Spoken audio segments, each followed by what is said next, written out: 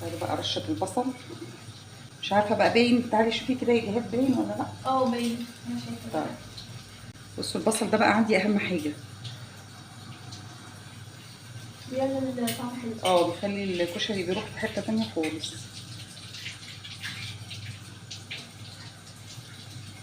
قولي رايكم النهارده في الفطار بتاع النهارده. تقريبا في حد فيكم ما بيحبش الكشري؟ لا، هو مش بيحب الكشري التاني. الكشري اللي هو الاصفر. انا برضه ما بحبوش. طب بتعمليه ليه؟ الكشري الاصفر يا بنتي، وانا عملت بعمله بقى تغيير. خلاص بقى. النهارده الفيديو بتاعنا هنعمل فيه كشري مصري. بصوا الكشري ده من الاكلات الحلوه قوي بجد. هو ما بيبقاش حلو قوي في رمضان، بس يعني ايه، قلنا نغير كده. احنا عمالين ناكل بقى سمك فراخ لحمه، لا زهقنا بجد. فقلنا النهارده نغير ونعمل كشري مصري. ان شاء الله هنعمله بطريقه سهله وبسيطه وكميته قليله عشان ما يتبقاش ويترمي. يلا كده مع بعض نشوف هنعمل ايه. هنبدا الاول بالبصل، هنحطه ونحمره عشان بياخد وقت شويه في التحمير. بعد كده هنسلق المكرونه. بعد كده هنشتغل بقى في العدس. يلا بينا مع بعض كده على البوتاجاز. بصوا كده انا مجهزه كل حاجه عشان الدنيا تبقى سهله معايا. دي الطاسه، حمر البصل، حط الزيت. والزيت ده برده مش هنرميه، احنا هنستخدمه مع العدس. تعالوا بقى نولع كده على الميه بتاعه المكرونه. احنا ولعنا على المكرونه، نحط لها شويه زيت،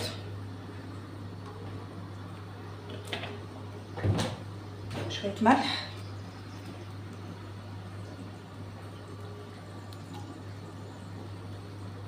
بس بقى كده حطينا الزيت بتاع البصل وحطينا ميه المكرونه. تعالوا بقى نعمل البصله بتاعه الكشري. بصوا الحله كده نحط فيها زيت. هو الكشري كله بيتعمل بزيت.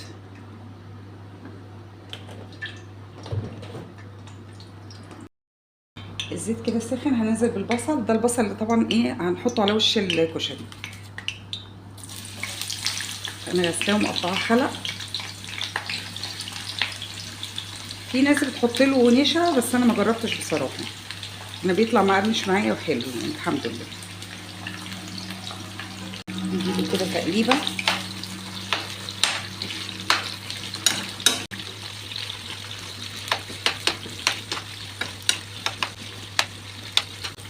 بس البصل ده بقى هننساه خالص، ونبدا نعمل البصله بتاعت الكشري.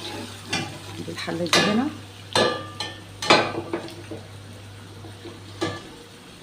دول بصلتين انا قطعتهم كده حتت صغيره.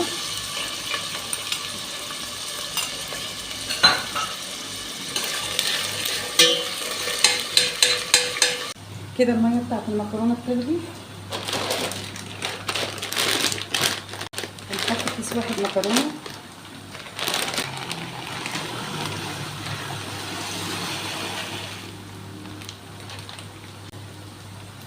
نقلبها بقى تقليبه كده.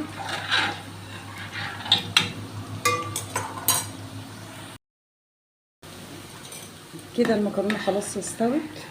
هنحطها بقى في المصفى، وبعد كده هنحط لها حته زبده. نحط بقى حته زبده كده، شويه زيت، هنزل كده بالمكرونه.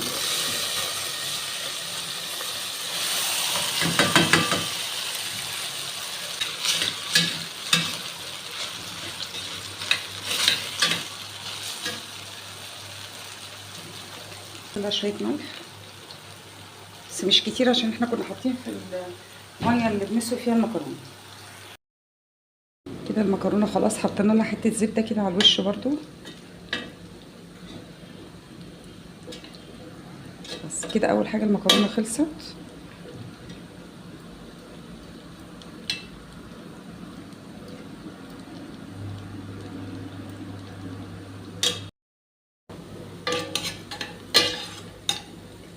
لا كده البصله اتحمرت حلوه قوي. هنحط العدس.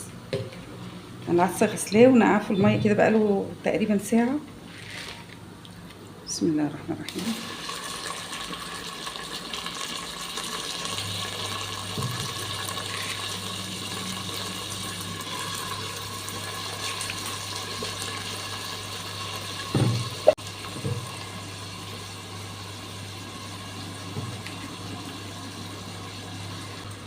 تقليبه بقى كده، تشويحه كده خفيفه، وبعد كده هنحط عليه الميه بتغلي نسيبه يستوي. تعالوا بقى نحط الصلصه بتاعت الكشري. انا ما بعملهاش لا بصل ولا توم ولا الحاجات دي خالص عشان ما تبقاش تقيله.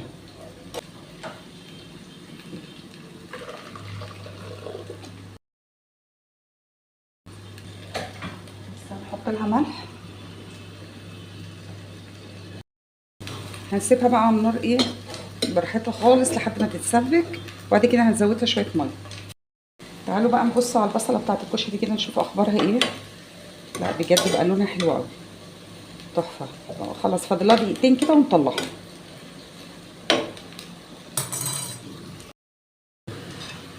كده انا شايفه البصله كده لونها حلو قوي، هنطلعها عشان اكتر من كده بقى تغمق، يعني مش هتبقى ممكن تمرر.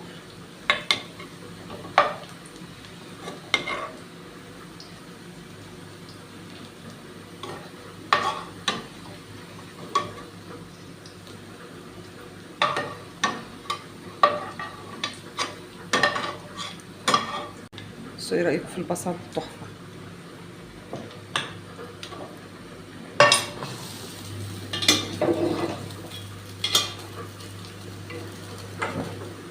هندي تقريبا بقى للعدس كده، بقى فظيع. هنجيب الكاتل بقى وننزل بالميه المغليه عليه. جهاد هاتي الكاتل عشان احط الميه. هننزل بقى بالزيت اللي كنت محمره بيه البصله عشان مش هيترمي حرام. لا هاتيها عادي. ايه رايك يا جهاد؟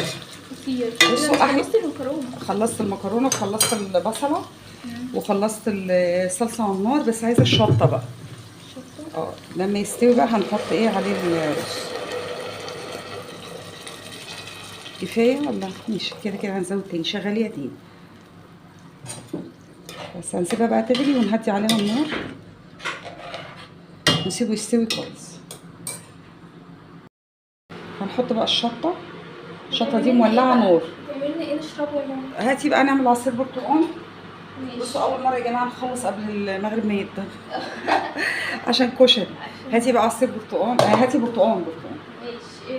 كام برتقانه؟ هاتي بقى السكينه اللي هناك دي، ويا ريت بقى تجيبي لي حاجه نحط فيها عصير البرتقال.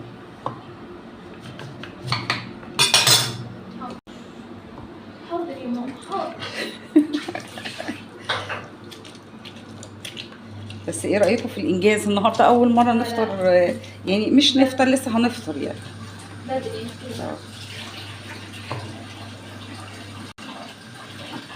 الكشري اساسا ما بياخدش حاجه على فكره بجد؟ في السوا. كنت بحسه صعب. لا تجهيزات بس، بيبقى عايز محتاج تجهيزات كتيره.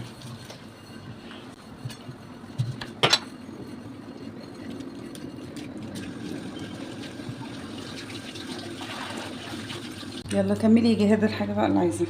ماشي. طماطم من البصل. شوفي الليمون والفلفل الاخضر. اللي هو الحراق. فلفل شطه يعني.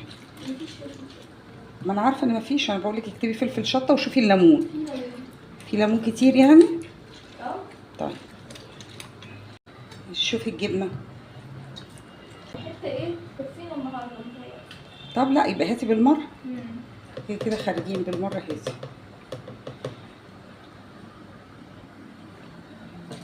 فكري مثلا تعملي افطار بكره عشان لو في حاجه ناقصه من حاجه. بكره هنعمل ان شاء الله فاصوليا بيضه ورز، فاصوليا بيضه ورز ابيض ولحمه مسلوقه.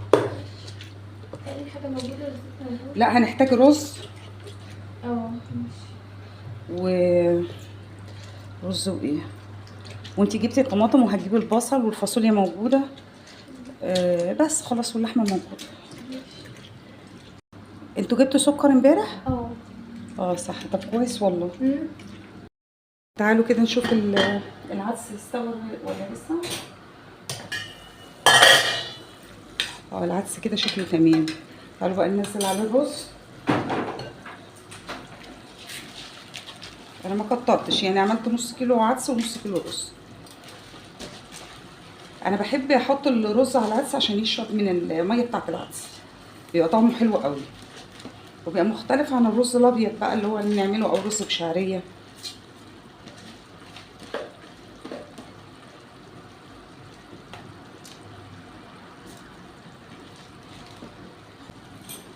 نديله بقى تقليبه كده. بس شكله تحفه. هنسيبه يغلي غلوه كده ونهدي عليه النار ونسيبه يستوي.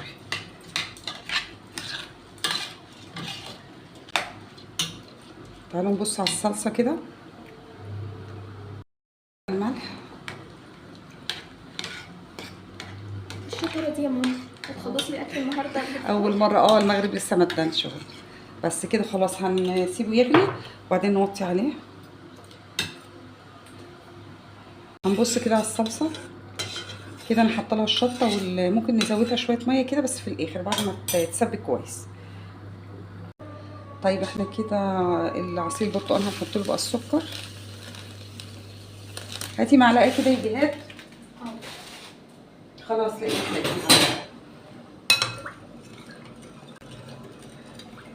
بس هنحطه بقى في التلاجة شويه كده وبعد كده نحطه في الكوبايات.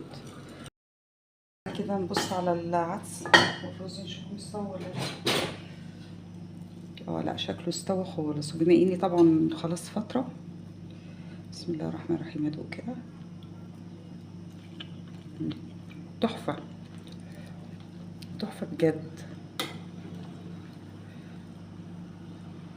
مش عارفه ليه كل ما اعمل الكشري ده افتكر مسلسل عبد الغفور البرعي. لن اعيش في جلباب ابي. فاطمه كشري. مش عارفه بجد. لا كده خطير. تعالوا بقى نغرف مع بعض عشان ايه احنا هنموت من جوه عايزين نروح نفطر.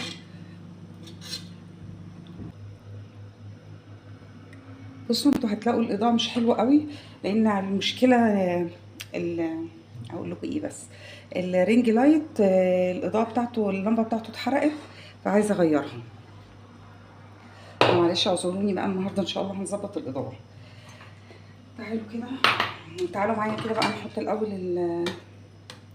العدس والرز.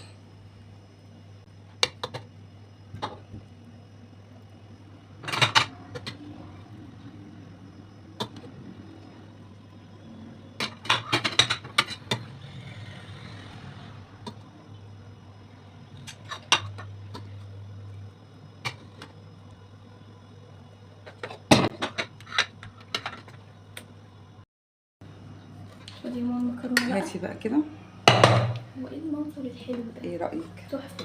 لا والمكرونه بقى بالزبده فظيعه بجد. عايزه تاكل كده لوحدها. بصوا انا حاطه لكم براحتكم بقى. اللي عايزه تاكل المكرونه عايزه مكرونه اكتر ماشي. عايزه عدس ورز اكتر ماشي. انا بحب الرز والعدس اكتر. انا كنت زمان بحب المكرونه اكتر بس دلوقتي بقيت احب لا العدس بيبقى طعم قوي.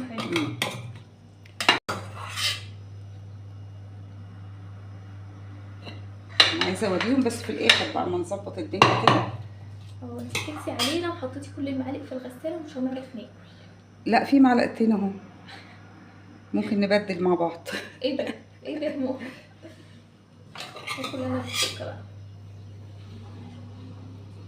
المشكله ان الغساله مش عارفه المشكله المكرونه بتقع ليه مش عارفه. عشان هي عشان فيها سمنه كتير ومفرفطه قوي بجد. خلاص كفايه. مش عايزه يعني ايه كفايه. ايوه كده هنظبط بقى الدنيا ونرجع لكم تاني. تعالوا بقى رشه البصل. مش عارفه بقى باين. تعالي شوفي كده يا جهاد باين ولا لا. باين. انا شايفه. طيب بصوا البصل ده بقى عندي اهم حاجه. بيعمل طعم حلو. بيخلي الكشري بيروح في حته تانية خالص.